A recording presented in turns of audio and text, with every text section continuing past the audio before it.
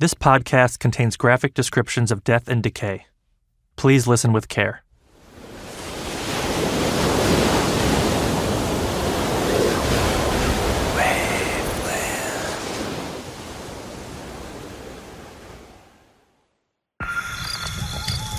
Campsite Media.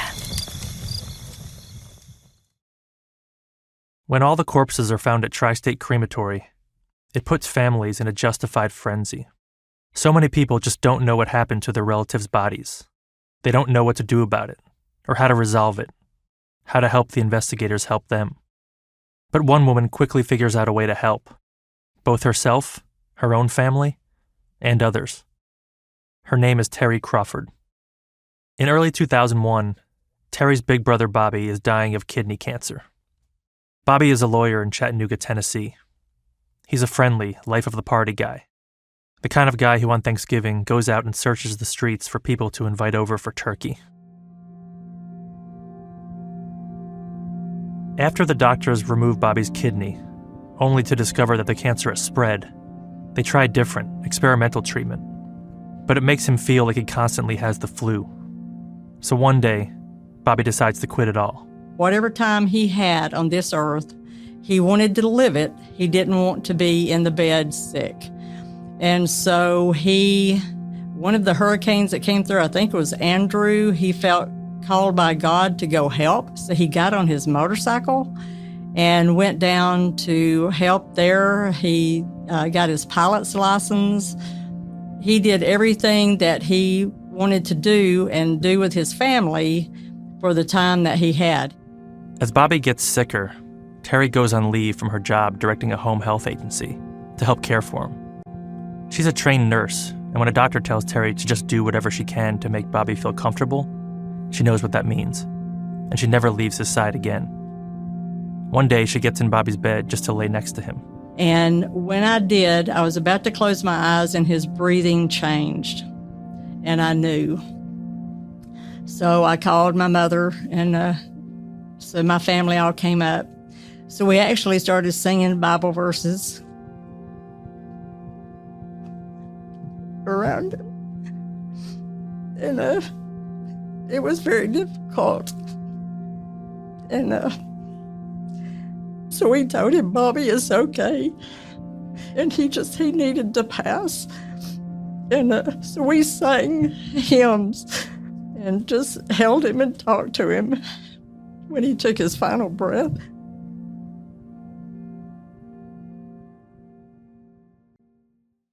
As he was dying, Bobby told the family that he wanted to be cremated. This is kind of shocking to Terry, because nobody in the family has ever been cremated before. But they cremate Bobby, and Terry's family splits up the ashes. They spread some of Bobby on a road where he liked to ride his motorcycle. They spread some of Bobby at his church, and some more at his favorite hole at a golf course he played with his buddies. In terms of putting Bobby to rest, Terry thinks her job is done.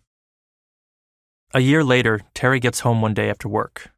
She turns on the TV and sees the news about Tri-State Crematory. It was so devastating to hear that I said a prayer for all the families, thinking how sad that they're going to have to go through this, knowing that their family members, their loved ones, had not been cremated but dumped like trash. So the next morning, I got up and I was fixing one of my daughters and my breakfast, and the phone rang, and it was my sister-in-law, and she could barely speak, and she said, Bobby went there. And it's like, what? And she told me that Bobby had been sent to Tri-State. And I just dropped to the floor. I kind of slid to the floor holding the phone, and I just couldn't believe it. And so then all of our thoughts were, we need to go try to find out what's happened. And they had a number to call, and we called the number, and they had a meeting place for all the family members to come in. Terry drives 45 minutes from where she lives in Tennessee down to Noble in Georgia. She's pissed off and looking for answers. Hundreds of other families are feeling the same way, and like them, Terry attends meetings where all sorts of officials give updates on the recovery and identification of bodies. And that's all fine, but Terry is itching to do more. Of course, I wanted to go find my brother, and so did the other family members, and they were saying, we couldn't do that, they didn't go into detail about what they were finding or seeing, but it just stood to reason, how long the person had been deceased and, the state of their body. But that's not what you have in your mind when you know that your family member's missing. You think that, they're there and you could identify them. One day she attends a press conference where the head of the Georgia Emergency Management Agency, GEMA, is speaking. His name is Gary McConnell. And they were literally in the middle, of a briefing for the reporters. And I walked up to Mr. McConnell, who is very large, tall. And so I tugged on his shirt, and he kind of pointed his finger at me and he said, "Can this wait?" And I said, "No, sir." I said, I need to work here. I said, "My brother was sent here. I'm a nurse. I can do something. Please let me help." And so he looked at another GEMA person and snapped his fingers and said, "Take care of her," basically. And so they did. And so I had a job of contacting people to try to get their DNA. Terry quits her job and starts working for GEMA, helping them with the recovery effort. And it's a massive undertaking. People from all over the country and the state are coming to work in Noble. They're even sending people from the World Trade Center site, from Ground Zero, to come down to Walker County. And with their help, investigators will finally figure out how long bodies have been piling up at Tri-State Crematory, how many there are, and exactly who, is to blame.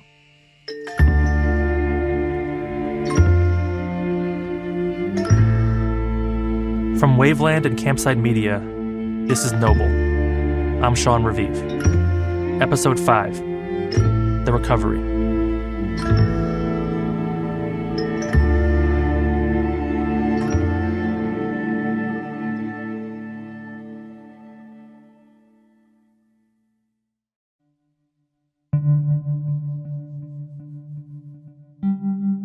It's been about a week since bodies were first discovered at Tri-State.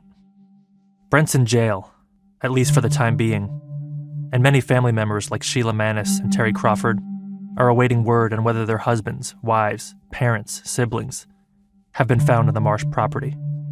The media has descended on Noble. News vans and their comically large satellite dishes fill entire parking lots. Authorities have set up a 7-day-a-week toll-free number for family members to call if they think their relative might be at Tri-State. In the first few days alone, hundreds of people come to the Walker County Civic Center looking for help. At least 400 workers from in-state and out, from dozens of agencies, have been brought in to help. Not to mention volunteers from all over Walker County. Everyone is chipping in. The Red Cross provides grief counseling. The Georgia Baptist Disaster Relief Team helps with child care for victims. The Salvation Army provides meals for emergency workers. The Batesville Casket Company of Batesville, Indiana, works 24 hours a day to make receptacles for all the bodies being discovered. All of this effort is aimed at one thing, one goal: to find and identify every single body at Tri-State. And once that's done, to figure out how long the bodies have been there and who was involved. Was it just Brent? Or did he learn this from his father, Ray Marsh, who started the business years earlier?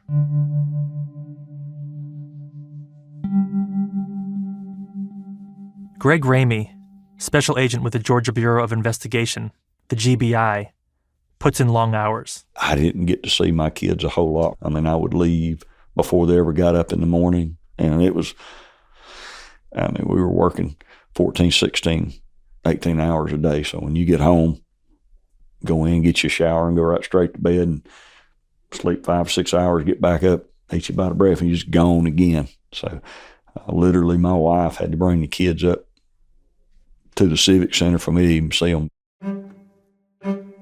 The Walker County Civic Center campus becomes the hub of Tri-State activity. The Civic Center building has a large auditorium that would fit nicely in a high school, with a stage and everything. The kind of room where you could put on a baseball card convention or a traveling production of Oklahoma. That's where they give families daily updates on the recovery. Greg also calls the workers together most mornings. The police, forensic anthropologists, investigators, and other emergency workers doing the painstaking work of recovering remains, often in the mud, under cold February rain. Sometimes it was the same folks working for several days, and then we might have had a shift change overnight, new folks coming in. So bring those folks up to speed, how many folks we had identified, how many bodies we had recovered, what the mission goal was for the day. Before everyone separates to their different roles every morning, there's a group prayer, a moment of respite amidst a lot of challenging emotional and physical labor. Greg wears many hats in the Tri-State case. He has to be a part-time manager, directing people from all the different agencies, a part-time forensics guy, getting up to snuff on how bodies decay and what cremains look like, and a part-time priest when speaking with the families, some of whom he knows. And of course, that's on top of his actual job as the lead criminal investigator on this case for GBI. Behind the Civic Center is the agricultural building, where during normal times they'd hold animal shows or a farmer's market. But during these abnormal times, the ag building is used as a home base for the identification process. They set up offices and desks for staff to call funeral homes, families, hospitals, to gather whatever records they can find to help identify a body. Greg's criminal investigation depends on solid identifications for at least two reasons. First, he wants to know exactly how many times a funeral home paid to have a body cremated, and it wasn't. That can help determine the number of charges the DA can put on Brent. But Greg also wants to know when the bodies stopped being cremated, the window of time when things went wrong. So once a body is ID'd, he matches the name to funeral home records or death records, focusing on the date that body was sent to Tri-State. Terry Crawford is set up at the ag building too. While waiting for updates on her brother Bobby, she's working for the state, gathering information from families for Greg and the other investigators to use to ID bodies. She spends a lot of time on the phone. They were trying to figure out how to make identifications. So then they asked all the family members to write down any identifying information, like if there was a tattoo or missing teeth or a missing limb or anything that would identify that person, to write it down. Terry's official title is DNA coordinator, and a big part of her job is to get family members to come in and get their blood drawn, or to find another way to get DNA from them. If a body isn't easily identifiable through something like a tattoo, dental records, a serial number on a pacemaker, or maybe a piece of familiar clothing, like one body that is still wearing a pair of $800 cowboy boots, then DNA is the last and best resort. Terry's work for GMA and her own quest to find her brother's body, they become intertwined. She attends the family briefings for herself, but also encourages people there to give DNA samples. It's easy for Terry to talk to the families because she's one of them. But each night she drives back to Tennessee and collapses into bed. It was mentally exhausting because you're dealing with everyone's pain. And along with the pain that I was experiencing because of my brother, would I have changed one iota of it? Absolutely not. I was privileged and humbled to be able to be there in that role to help people as well as I could and to hopefully make identifications. As they identify more bodies, Greg Ramey looks for patterns in the dates. If any of the bodies were sent to Tri-State before 1996, when Brent took over the business from his father, Ray, then that would indicate Ray was guilty as well. Greg wants to know if this was just a Brent thing, or an entire Marsh family thing. And pretty soon, all the work that they're putting in, it pays off.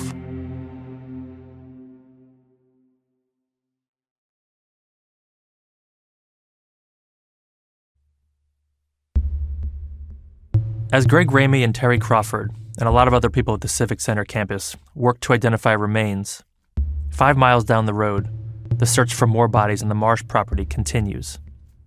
Since the bodies were first discovered there, the effort has grown and become more organized. The biggest change is that a team from MORT has arrived. I'd never heard of MORT before reporting this podcast, but there are disaster mortuary operational response teams all around the country. The teams are made up of coroners, funeral directors, medical examiners, forensic experts, and other specialists that can help collect and identify bodies when there is a major disaster. And not just in the U.S. They're sent all around the world to help in the aftermath of tsunamis, hurricanes, or other natural disasters. They're kind of like spies, in that they have to keep a go bag at all times and be ready to leave their day jobs to fly who knows where in the world at a moment's notice. MORT can come into almost any disaster situation and immediately assist local authorities. Two of the MORT men called up to Noble. They don't live too far. They work in the funeral industry in South Georgia. My name is Michael Fowler. I'm the coroner in Dougherty County, Albany, Georgia. Cedric Hill, and I'm funeral director. State says funeral director in full continuous charge at Hill Watson People's Funeral Service in Columbus, Georgia. Michael and Cedric are best friends. They've traveled around the world together with MORT, helping with almost every major disaster you can think of. The Korean Airlines crash in Guam, Hurricane Katrina in New Orleans, Hurricane Maria in Puerto Rico. They've become steady partners, a package deal. When one of them gets a call to get the go bag ready and head to the airport, they know the other is coming as well. They've spent countless days, hard days, working with dead bodies. And after those hard days, they often convene at night in the hotel of whatever city or country they've been deployed to. I think God had to give you a special gift to do what we was doing because, you saw from maggots, low flies, pew flies. You saw all kinds of stuff coming out of cats and spiders, all kind of stuff. And just being able to deal with that, we had to talk among ourselves instead of hold it in. The secret, don't hold it in. Talk to someone that can relate to you. That's cause the people outside of outside on the streets or whatever, even your family don't understand what you saw. A lot of times people don't know what you saw with your eyes. They think that you should be okay, but they don't know what you really saw. Cedric and Michael are so close that when Michael's wife died, Cedric did the funeral. And before she died, Michael's wife asked him to do the embalming and restoration of her body. As hard, impossible even as it sounds, Michael fulfilled her wish. Michael washed his wife in disinfectant, massaged her limbs to prevent stiffening of the joints. He closed her eyes with eye caps, secured her jaw shut with wires. He drained his wife's blood and filled her veins with preserving chemicals. He put makeup on her face to make her appear alive. He did her hair, dressed her, and made sure she looked pretty, like she would have wanted.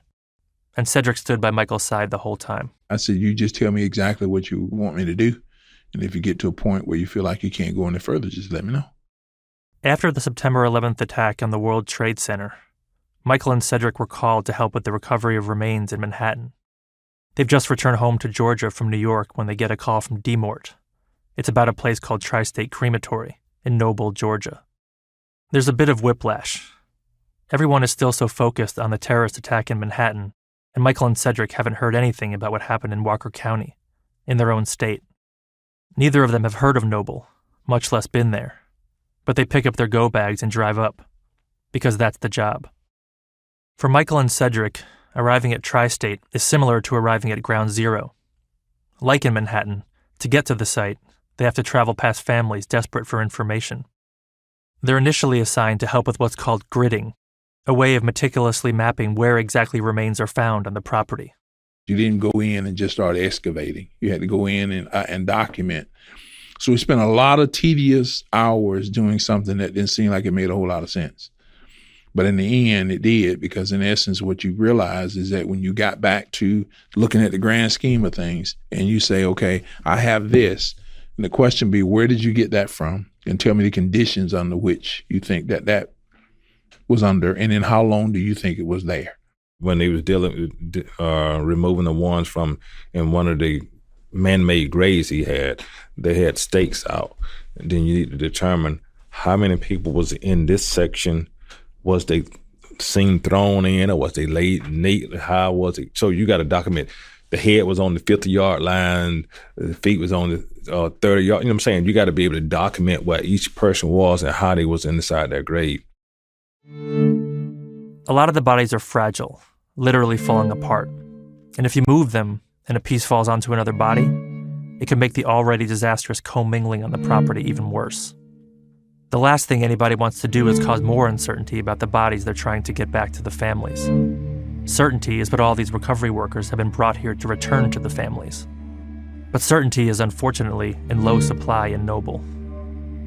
For the podcast, we contacted a bunch of the funeral directors that sent bodies to Tri-State. Most didn't respond, and none who did agreed to an interview. But Cedric runs a funeral home, and Michael is a coroner and used to work at a funeral home. They're industry experts, and both of them are black.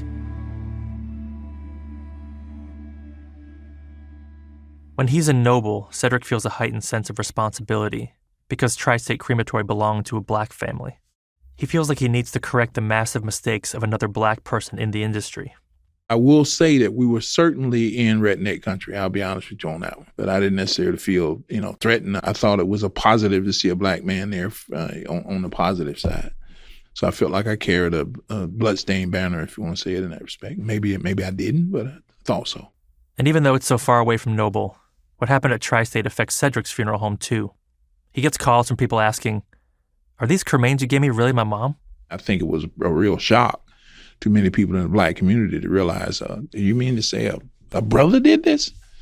And, you're saying, not my brother. That's not what we do here. But, but I think, something went wrong there, and I'm not quite sure because they were well-respected. We all know the story. Well-respected people in a small community. And, boy, that's a real small community. I'm serious. Being up there, it was really tight, real close, real tight. Everything, every day was on there and on television and radio. And it was radio talk shows every day with people from the community. And they allowed them to be able to express themselves. I really appreciate that, but it was a bit much.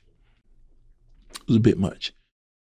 After a couple weeks on the site, Michael and Cedric leave Noble, along with a lot of the other outsiders. Over the years since, they've been deployed together so many times, been through so much together. I think the two of them would make a great TV show, The Traveling Morticians. After searching the entire marsh property, and a few other pieces of land they own, after looking at every inch of every building, after digging up 8 mass graves, after clearing nearly every tree on the property, after removing the top layer of soil of most of the 16 acres, after draining a 6 million gallon lake and dredging the bottom with heavy machinery, after emptying every vault, every casket, and every vehicle at Tri-State, the authorities announce a final count: 339 bodies. It's a huge number on its own, more than twice the size of my high school class. Every one of them has relatives and friends who grieved them. 339 bodies. 339 people. That's how many they find at Tri-State, and how many they have to identify.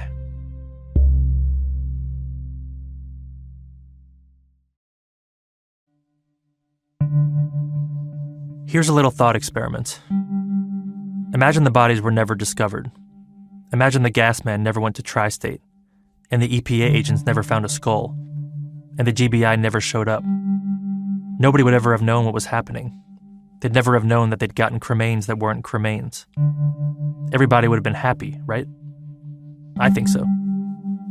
And on the opposite end, if none of the bodies sent to Tri-State were burned, that also might have been better.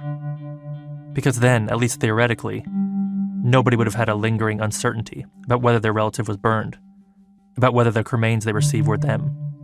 They just know that they weren't. But what actually happened, the worst-case scenario, is somewhere in between. That 2 out of every 3 bodies at Tri-State were burned, at least according to the authorities' best guess, based on records provided by the funeral homes. The bodies they never found must have been burned, because where else would they be? In the days after the discovery, hundreds of families come to the Civic Center with urns full of cremains. They've dug up the urns from burial plots, and some still have mud on the outside. They've taken urns from mausoleums and from prominent places in their homes, and they turn the urns over to Greg Ramey and his colleagues to see if they're human. At night, after it got dark, we'd sit down with all the cremains that family members might have brought in that was supposed to be their loved one, and go through those to make sure that they were real cremains. They cover a table with a white paper sheet and then pour out the cremains, or whatever they are. We would look sometimes 20 or 30 sets of human cremains an evening after all day of working, And so, and it wasn't just, okay, here we go. I mean, it wasn't that quick. I mean, it was, an examination. It was an investigation into them, looking at them and stuff. At the time, in 2002, it's nearly impossible to get reliably testable DNA out of cremains.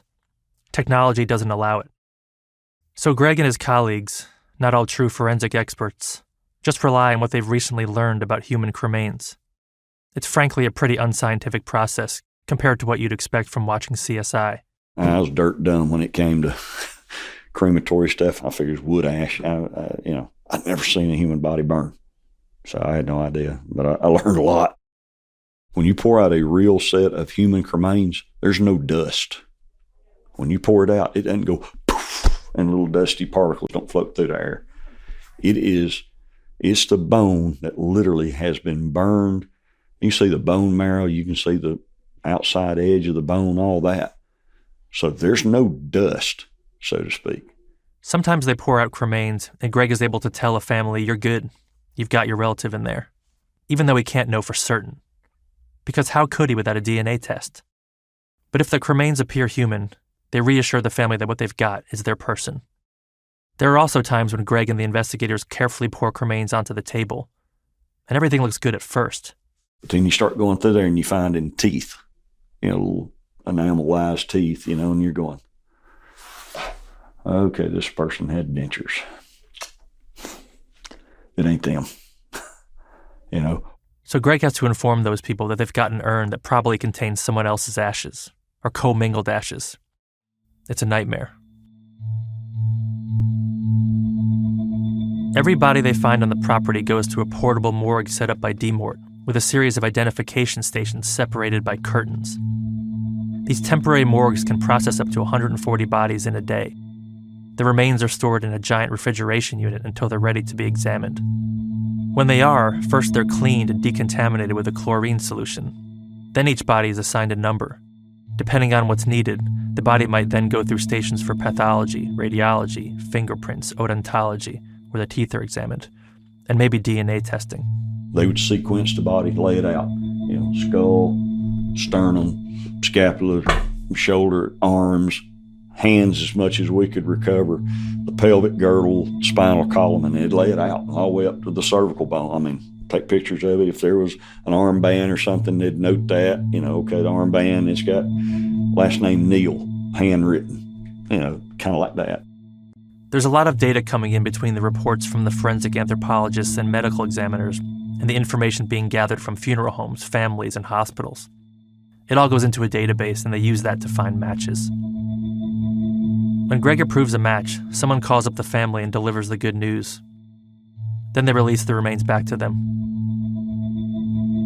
One of the first bodies found on the Marsh property is a man who died all the way back in 1990, almost immediately giving investigators the idea that this could go back more than a decade. A couple days after the first discovery, the state medical examiner says that some of the bodies could have been at Tri-State for more than 20 years. Since Brent was only 8 years old then, the statement at the very least implies that Ray Marsh must be guilty as well. And if you follow the online forums and the chatter around town, it's clear that a lot of people think just that. But as the investigators make more and more positive IDs, as 10 identifications become 50 and then 100, Greg begins to establish a pretty clear time window. We had some bodies that were found that were from 97. And we ended up with maybe a total of 6 or 7 from 1997. And then in 98, the number kind of jumped up to 20-ish or so. But then you hit 99, and boy, the numbers really jumped forward. Except for the 1990 body, all the others they ID are from 1997 or later, with the vast majority from 2000 and 2001.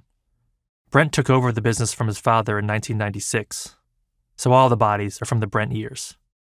And like Greg says, the numbers show a clear, increasing pattern each year.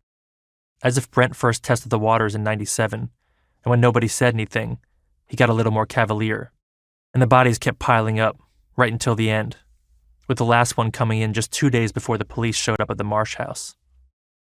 As for that 1990 body, It turns out that the man did die all the way back then in Georgia. But 7 years later, his wife decided to exhume him and have him shipped to New Mexico, where she'd moved. The easiest way to do that was to have the body cremated first. So in the end, it seems clear that Ray Marsh, Brent's father, was not running Tri-State Crematory during the bad years. Every body they ID is from the Brent period. Once they've narrowed the window to Brent's time only, they stop analyzing DNA samples from the families of people who were sent to Tri-State in the 80s or early 90s. It's a way to reduce their workload and save money. Terry Crawford, the nurse working out of the ag building, is given the message.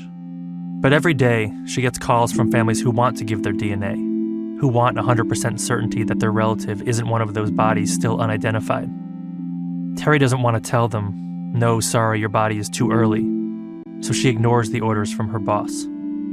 My mind was blown. It's like, that is my sole purpose for being here. And he was telling me that I was being overzealous in collecting DNA to get matches. And so he told me if I didn't stop, that he would have me removed. Terry has a few reasons to believe that those in charge of the recovery process are wrong. Or worse, that they're lying, to her and everyone else, about the final count of bodies, and the time period when the bodies started accumulating at Tri-State. First is the admittedly strange timing of what turns out to be the final body count. On February 26th, the number reaches 339 bodies. That same day, the chief medical examiner tells reporters, quote, "We have a lot of ground we still have to excavate. We have no idea how many bodies are buried, how far back this goes." End quote. A Walker County official also says the same day that they found a number of burial pits that are deeper than any they've found before. And also that same day, Georgia's governor, Roy Barnes, receives a letter from the director of FEMA, the Federal Emergency Management Agency, from whom the governor has requested millions of dollars in aid to fund all the Tri-State work. The letter is very clear. FEMA rejects the request for federal funding. And then, that number, 339, never budges. It becomes the final number, the one that news reports and anyone who mentions the case today still uses. Terry believes the rejection of federal funding stopped the recovery effort in its tracks, and that had it continued, they would have found more bodies, maybe older bodies. When they did not receive a federal declaration, then the state was now responsible for the funds associated with recovering bodies. And so they wanted it stopped. They didn't continue to search because there were more pits with more bodies in it. So it was halted. It was absolutely halted at that point. And it was heartbreaking. So I knew what was going on, but, everybody just seemed to go along with it. It's like, oh well, we don't have money, so let's pack up. Terry also has a personal reason to want the effort continued. Her brother Bobby has not been found yet. And after the final count has been tallied, she's told that Bobby is not among them. She's also told that a sample of Bobby's cremains are human, and therefore assumed to be him. But when Terry asks for a second opinion from 2 other forensic experts, she says she's told the cremains are adulterated, that at least some part of them is not human, more likely cement or some other material. So the differing opinions leave Terry confused, to say the least. She does everything she can to find his body, to convince her bosses to keep searching for him, but she never finds Bobby. Eventually, Terry quits. She holds a press conference announcing her belief that the recovery effort has ended prematurely, that there are still bodies to be found and identified and returned to families, like her brother's. She even writes a book about it. It makes me feel really sad because I think he could be identified, or he could have been identified, or they could have let me know what happened to him. I think there was a cover-up. Former GBI agent Greg Ramey denies Terry's claims of a cover-up. He's confident that they found every single body on the Marsh property. He's also confident about the time window he and the other investigators established for when the bodies sent to Tri-State were not cremated, and the fact that Ray Marsh did his job burning bodies, while Brent did not. No cover-up has ever been proven. But I don't think Terry should be ignored or written off. Whether she is right or wrong about Bobby's cremains, not only did she spend many long days helping victims of Tri-State while working for GEMA, helping them get their relatives returned, she also in some ways represents the many families who don't have certainty, who don't have a final, definitive answer about their body, who still to this day do not know whose ashes they have. When Terry quits GEMA and leaves the Tri-State work behind her, she leaves with another big question. She wants to know why Brent Marsh didn't burn so many of the bodies he was responsible for. I think the main reason I wanted to look into this story, to do this podcast in the first place, is because I shared Terry's curiosity. I also wanted to know why someone would do this. What specific kind of circumstances could drive someone who otherwise seems perfectly normal to do a thing like this? It just didn't seem possible to me. It's time now for me to really turn towards hunting down an answer to that question, and to another, related question. Even if Ray Marsh, the father, was a perfectly responsible cremationist during his day, what about the rest of the family? Some of them lived on the property. How could they not know what was happening? To answer that, I'll have to go back in time and visit Noble. We're coming up on the Marsh property now, which I'll show you. From here on, all this property on both sides of the road is Marsh property. That's where the crematorium was. Down this road? Yes, right. Just drive down this driveway. That's on the next episode of Noble.